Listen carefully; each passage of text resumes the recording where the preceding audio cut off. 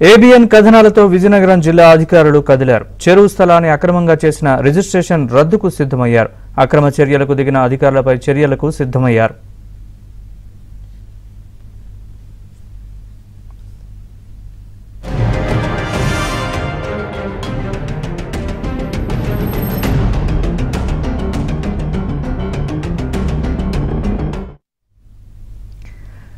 గునుపూరుపేటలోని కోట్ల విలువ చేసే 14 ఎకరాల 93 సెంట్ల చెరువు భూమిని 11 మంది బినామీల పేర్లతో భోగాపురం సబ్ రిజిస్ట్రార్ రిజిస్ట్రేషన్ చేశారు. దీనిపై ఏబిఎన్లో వరుస కథనాలు వచ్చాయి. వెంటనే స్పందించిన జిల్లా కలెక్టర్ నాగలక్ష్మి ఈ మొత్తం వ్యవహారంపై నివేదిక కోరారు.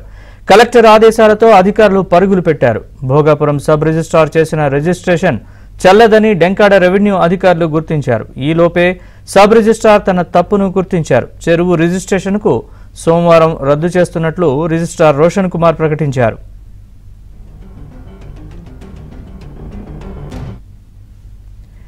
ఇదే అంశానికి సంబంధించి మరింత సమాచారాన్ని మా ప్రతినిధి శ్రీనివాస్ చెప్తారు. శ్రీనివాస్, చెప్పండి పూర్తి అప్డేట్స్ ఈ వ్యవహారానికి సంబంధించి. నరేష్, గురుపూర్పేటలో ఆనందరాజు చెరువు అనేటటువంటి పేరుతో పిలువబడేటటువంటి 14 ఎకరాల 93 సెంట్లు విస్తీర్ణం కలిగినటువంటి చెరువుని అక్కడ ఉండేటటువంటి సబ్ రిజిస్టర్, అదే భోగాపురంలో ఉండేటటువంటి సబ్ రిజిస్టర్ మొత్తం 11 మంది పేరును రిజిస్ట్రేషన్ చేశారు. అంటే అక్కడ ఉండేటటువంటి వైసీపీ నాయకులందరూ కలిసి ఒక మూకముడిగా ఒక ముఠాగా ఏర్పడి ఆ చెరువును పూర్తి స్థాయిలో కబ్జా చేసుకోవడం కోసం కొన్నేళ్లుగా వాళ్ళు ఒక స్కెచ్ చేసుకున్నారు.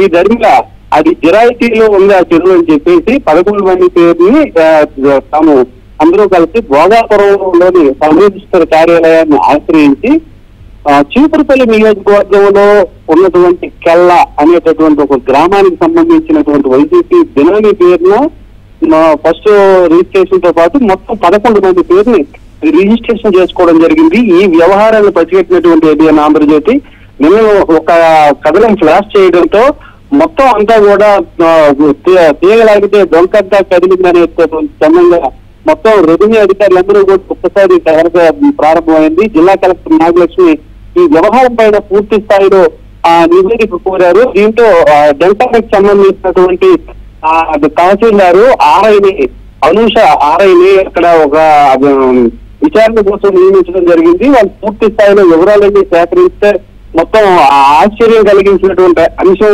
వెలుగులో రావడం జరిగింది.